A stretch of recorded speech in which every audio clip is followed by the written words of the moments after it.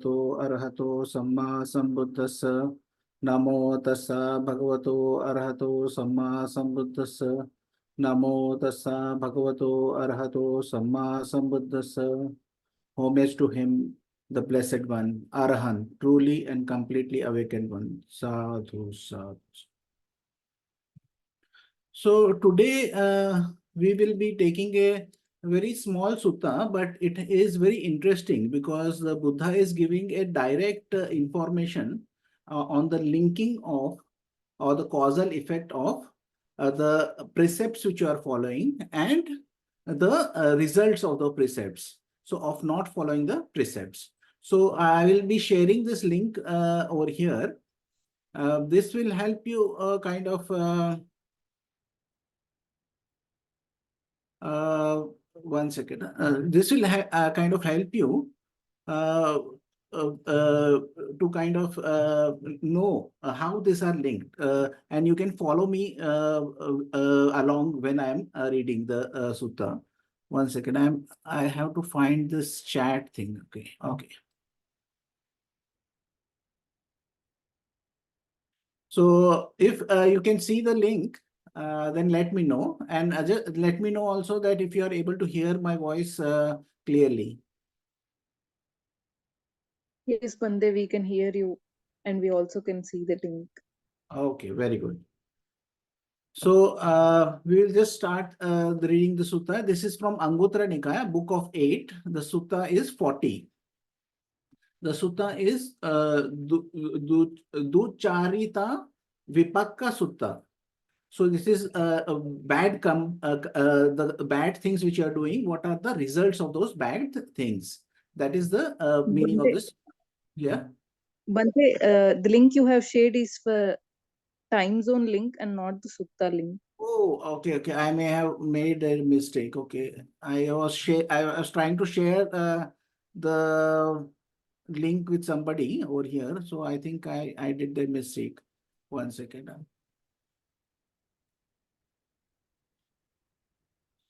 I'll do it once again. Thank you for updating, or you would have gone through with the wrong link. Okay.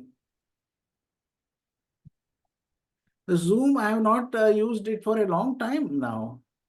Over here, the placements of the buttons have changed. So anyways, so this sutta, I think now you will be able to open this sutta. Yes, Bante.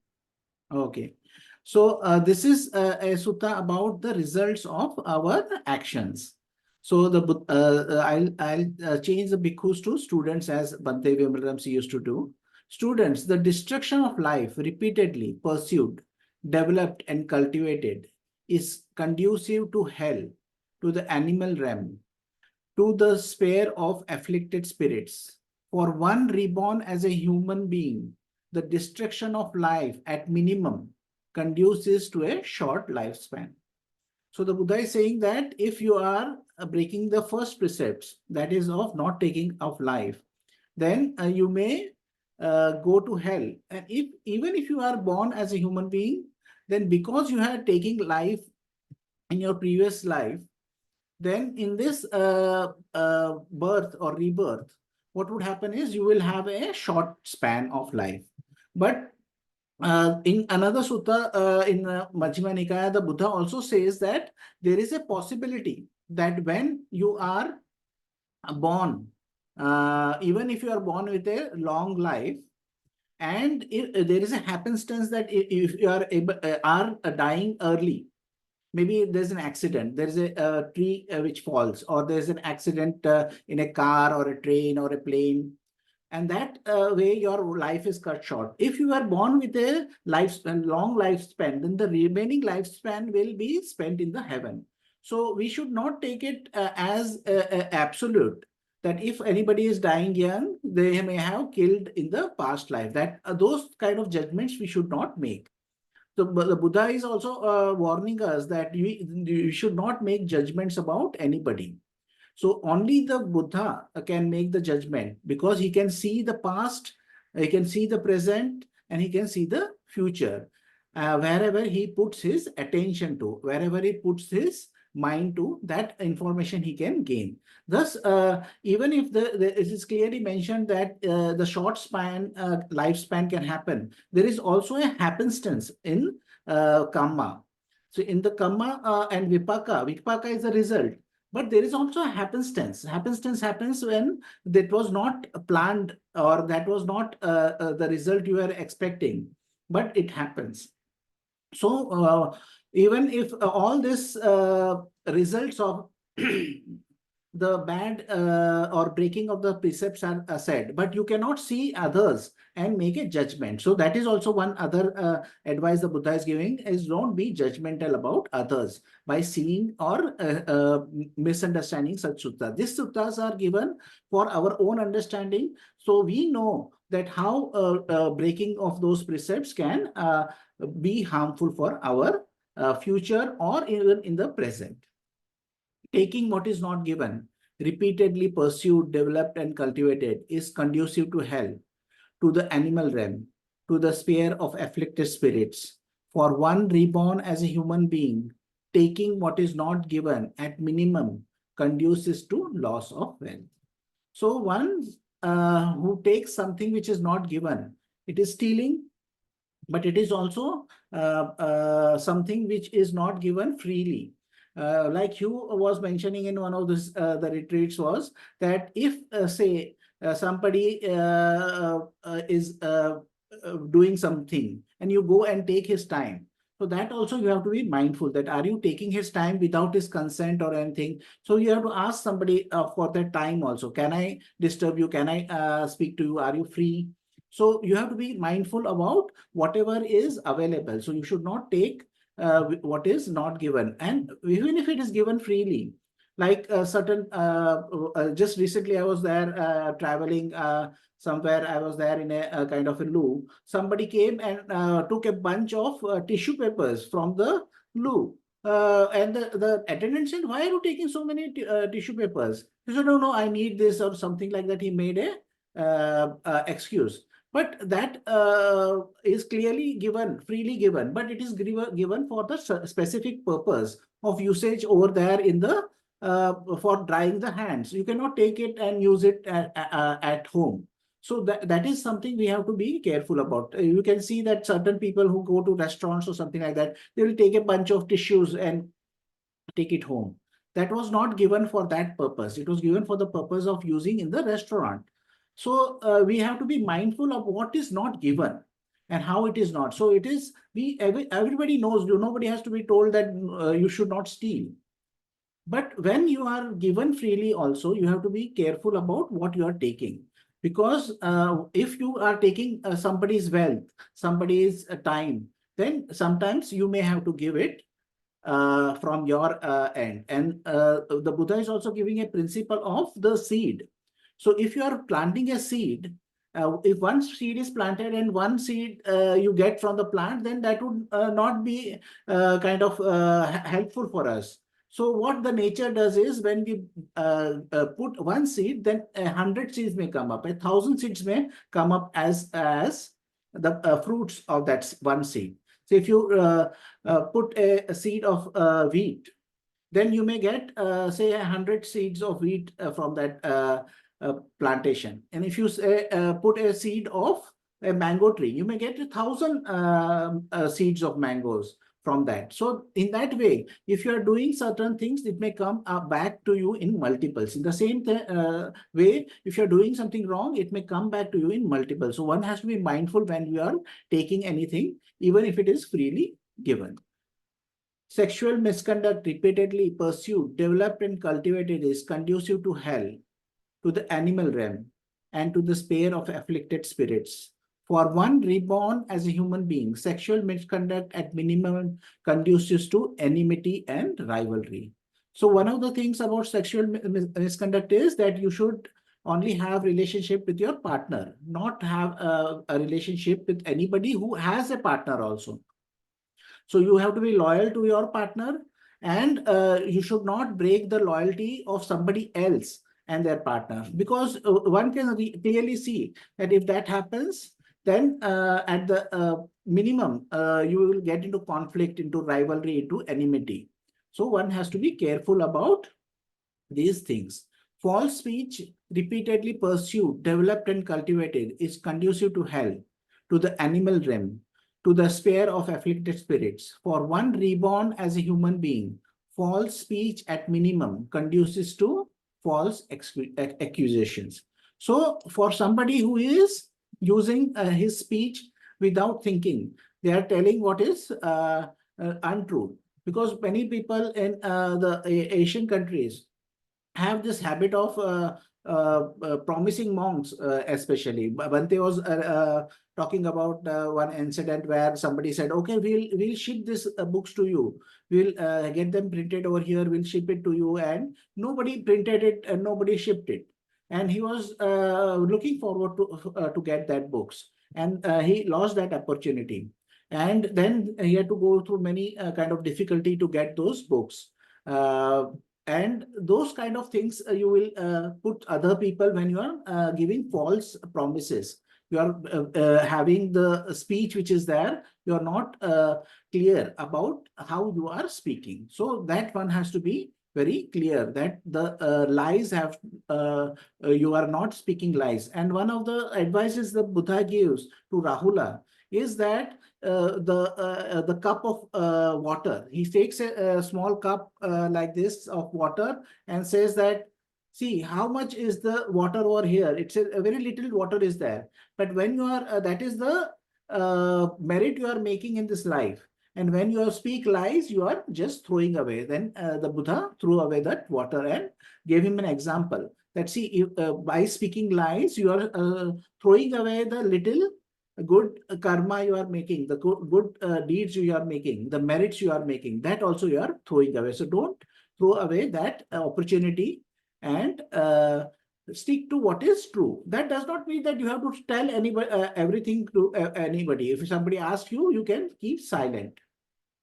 And that is the thing, because some people say, if I don't speak a lie, then I will get in trouble. But no, that is not the case. You can stay silent and you can avoid such situations. So one has to be clear about our speech. Now, this speech, there are four parts of the speech. So normally the 5 precepts are said to be the false speech, and that's false or telling lies. But the other 3 are not informed generally. But Bhante used to make a point that this all the points are clarified. So in this sutta also, they are giving this classification of other divisive speech. Now, divisive speech is a speech where you go to one group of people and tell them something about the other group of people. Then you go to the other group of people and tell something about this group of people, and then make them fight. That is divisive. Or making a group which is a cohesive split. So in that way, that is a divisive speech. So that is a speech you have to avoid. You have to be careful when you are speaking to somebody what you are talking about, and you are not talking about something about the other group without the other group knowing. One way Bhante used to say is that how to avoid this divisive speech. One way to avoid the divisive speech is you have to speak whenever you are speaking about somebody else. Just imagine them standing beside you. How would you speak in that scenario?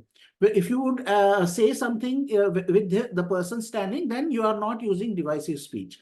Then you are clear that when you are speaking, even if that person comes to hear what you are speaking, you would not have any problem. So then that is the way you can be clear about divisive speech. Divisive speech repeatedly pursued, developed and cultivated is conducive to hell, to the animal realm, to the sphere of afflicted spirits. For one reborn as a human being, divisive speech at minimum conduces to being divided from one's friend. So when you are using divisive speech to divide your friend or divide somebody, then you will yourself face the division from your friends. So you have to be careful about using your speech. And one example as Bhante gave was very kind of simple, but it is very powerful example of just imagine the person being there with you when you are talking to others about that person. So if you are imagining him standing beside you, then you will avoid saying something which is harmful for the other person. Harsh speech. Harsh speech are speech which can be abusive speech, the speech which is like the bad words some people are using, and that kind of speech can hurt the other person.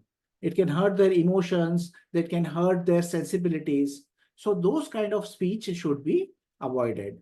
If you are repeatedly pursue this harsh speech repeatedly pursued, developed and cultivated is conducive to hell, to the animal realm, to the sphere of afflicted spirits. For one reborn as a human being, harsh speech at minimum conduces to disagreeable sounds.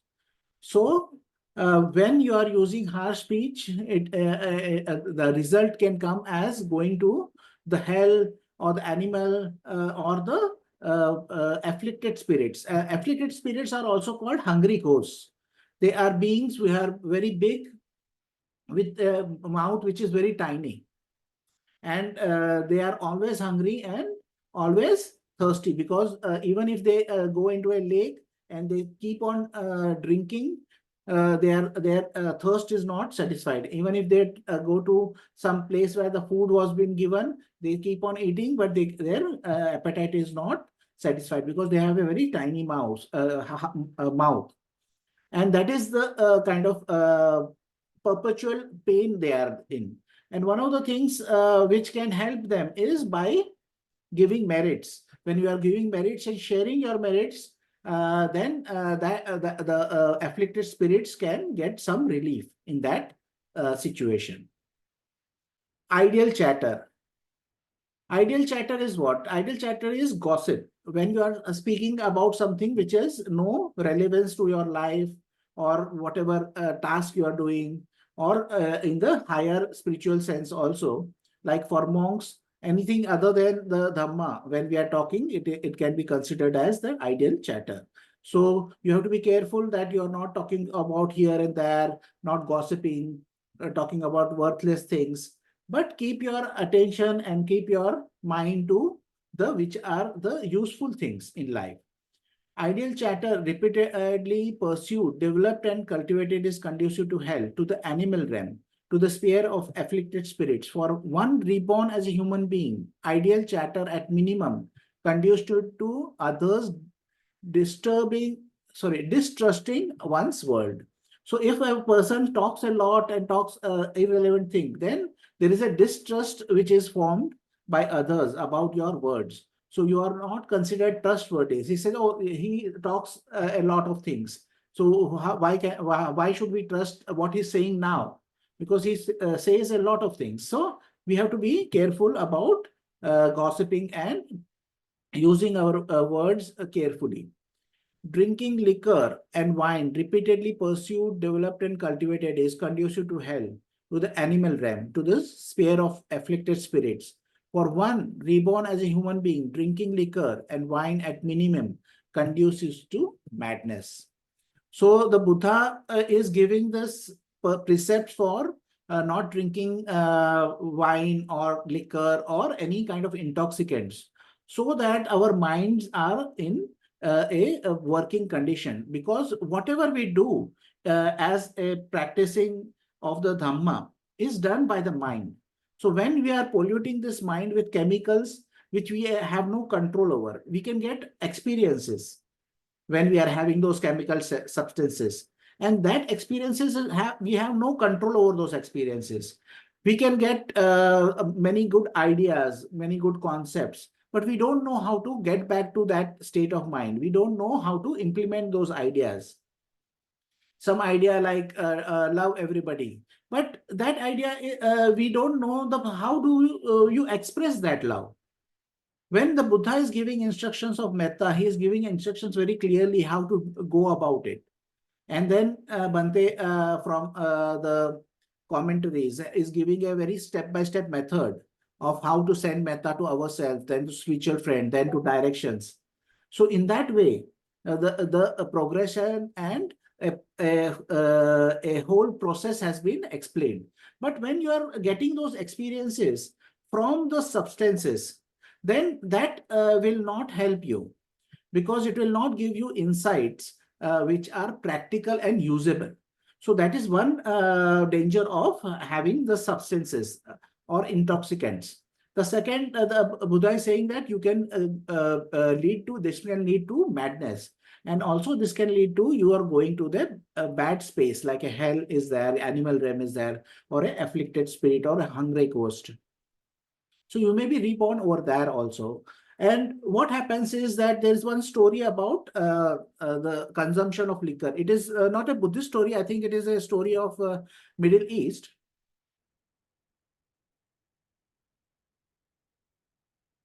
But it is very descriptive. There is a person who is very pious, and he is living a life of piousness, and the devil wants to corrupt him. So the devil comes to him and says that, please drink liquor, and then I can give you anything which you want. So he says, no, I cannot drink liquor. Then he says, okay, then you beat your wife. I said, oh, why I cannot beat my wife? I love my wife. I cannot do that. And he says, okay, then kill your servant. He said, no, I cannot kill my servant. But the devil says that, but see, I can give you the whole kingdom. So if you are not able to kill your servant or beat your wife, the least amount I have told you about is drink liquor. You can do that. The merchant thinks, okay, that is correct. Beating my wife is not out of question. I love her. My servant is loyal to me. I cannot kill him. But drinking liquor is just a kind of precepts in our thing. And that may not hurt me. Then he starts drinking liquor. Then her wife comes and starts scolding him. Why are you drinking liquor, and you have never touched this substance, and why are you doing this? And he becomes angry with her wife, and he starts beating her wife. The wife he loved, and he would never touch the wife, but in the influence of liquor, he starts beating the wife. The servant sees this and goes to help. And because he's a loyal servant and he wants to avoid such a situation in the household, he goes to help. But the person becomes very angry with him, saying, why are you coming between me and my wife? This is a household thing, and why are you intervening in it? And then he kills the servant. So the story kind of wants to illustrate that when you don't have control over your mind, then all your actions which you are doing, you don't have control over them. So that is what you have to be careful about while consuming substances. Now it has become, a substance has also become a part of the spiritual journey. But that spiritual insights which a person receives is an insight of just mere concepts. There is no personal seeing and knowing. When you are going through the steps with the Buddha is giving, that is called bhavana or meditation, or development of your mind. When you are doing this process, then you are seeing how your thoughts are going from one thing to another, how your thoughts are arising and how they are passing away. How when you are resisting certain things, how you are creating dukkha. Then you get the information or get the insights or get wisdom about the functioning of your mind. And when you know this, how it is happening, then you can avoid the bad things. Then you can do the good things, and you can develop your mind. So that is the whole teaching of the Buddha, which is avoiding bad things is this precepts. Doing good things is being generous, having metta, karuna, mudita, upekha, then helping somebody, then helping with financial things, helping with food, helping with whatever is required for the people who don't have them. If I have something and the other does not have, then a person says that I should help that person.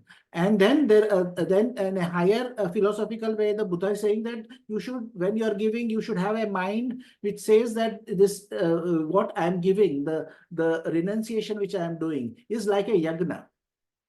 When you give in yagna, how I am giving the renunciation. And then higher than that state of mind is giving for the adornment of the mind, for the requisite of the mind.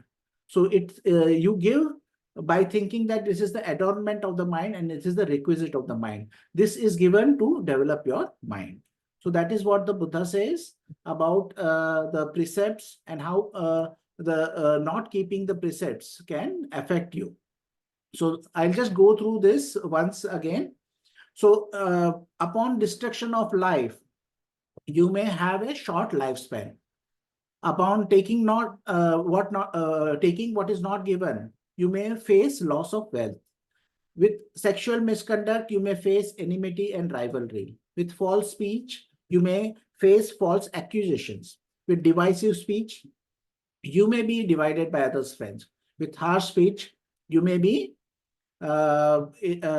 conduces to disagreeable sounds.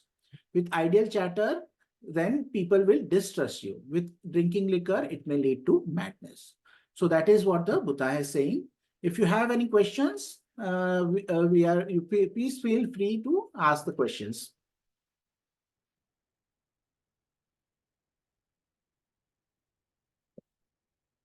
It can be regarding this precepts, or it can be regarding any other topic also. Did everybody understand what was being said? Yes, Bante, we are happy to hear your voice after many days. Yes, we were busy in the retreat. It was this time it was a little bit more harsh on me. No, Bante, just after many days we were listening Dhamma talk by you. Very We're good. thankful for it. Thank you, Bante. Sadhu, sadhu. Yes. And is there any questions? Do you have any questions? Anybody else? You can ask question about meditation or any other topic also. So if there are no questions, then we'll share the merit.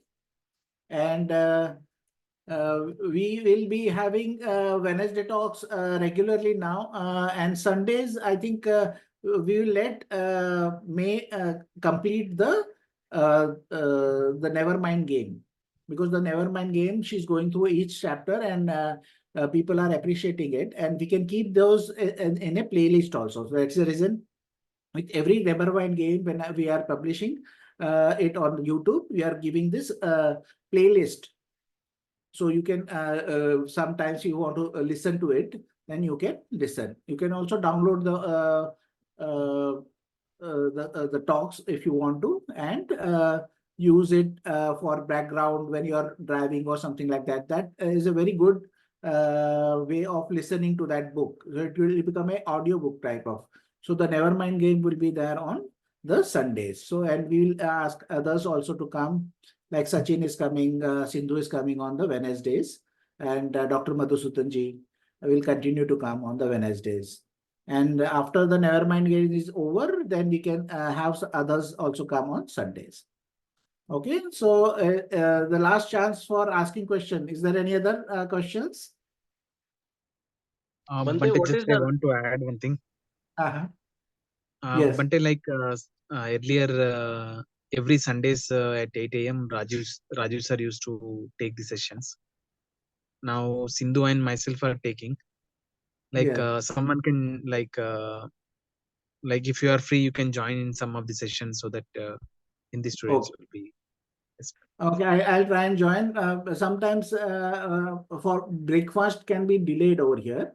So if it is delayed, I may log in late, but I'll try and join. Okay? Fine, Bante. Yes, Bante. Okay, very good.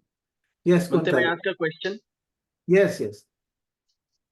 Bante, what is the remedy when precepts get broken? For example, if a small lie gets told, or in the spur of the moment, something, either a lie gets told or some other precept gets broken, is there any way to remedy that? That is a very good question, because see, the Buddha is talking about this very clearly. There was a follower of the Buddha. He had full faith in the Buddha, and he had but certain habitual tendencies. He would fall back on drinking. And at the point of his passing away, people asked the Buddha, what was his destination? Where did he go? The Buddha said that the person had faith in the Buddha and had gone to a good destination, and he has become a Sotapanna. Then they asked a clarification that there were points in his life when he was falling back and going back into drinking. Then the Buddha said that before he passed away, he took the precepts once again. So taking the precept once again is like a reset. And one of the sutta, the Buddha is giving a clear-cut formula for how to do this. One is that you acknowledge whatever you have done in the past or broken the precepts, saying that I have broken such and such precepts in such and such way, but I see the error of my ways. I take these precepts once again and will strive to keep this precept. So anytime you break a precept, it is best that you acknowledge the error which you have done and take the precepts once again. If you have a Kalyana Mitta, then what is advisable is you tell the Kalyana Mitta the breaking of the precepts. And the Kalyana Mitta should not judge you or scold you or kind of try and give any advice. But just say that, do you see the error in the ways which you are, what you have done? And the person who has broken the precepts should say, yes, I see the error in the way I have done, and I'll strive to now keep the precept and then take the precepts. This is the same way the monks also do this. When this is done, he is considered to be complete. So when there is an offense, you have to, there are certain ways you can become complete. So there are many different offenses and there are many different ways where you can get complete. And one of the most of the which are precepts a monk takes, the confession is the way of completing, that you acknowledge this error and then take the precepts once again. So this happens with the monks, and this can be the same thing you can do personally also. If there is no Kalyan Mitta, you can yourself acknowledge the error which has happened, then say that I'll strive to keep the precepts and then take the precepts once again. Does that help? Yes, Bhante, thank you very much. Okay. So is there any other questions? Okay, then we'll close this meeting with the sharing of merit. May suffering ones be suffering free, and the fear-struck fearless be. May the grieving shed all grief, and may all beings find relief. May all beings share this merit that we have thus acquired for the acquisition of all kinds of happiness. May beings inhabiting space and earth, devas and nagas of mighty power, share this merit of ours. May they long protect the Buddha's dispensation. Sadhu, sadhu. Thank you, everybody, for coming. Thank you, Bhante. Thanking you all, wishing all happiness. Thank you, Bhante. Thank you. Sukhi hotu.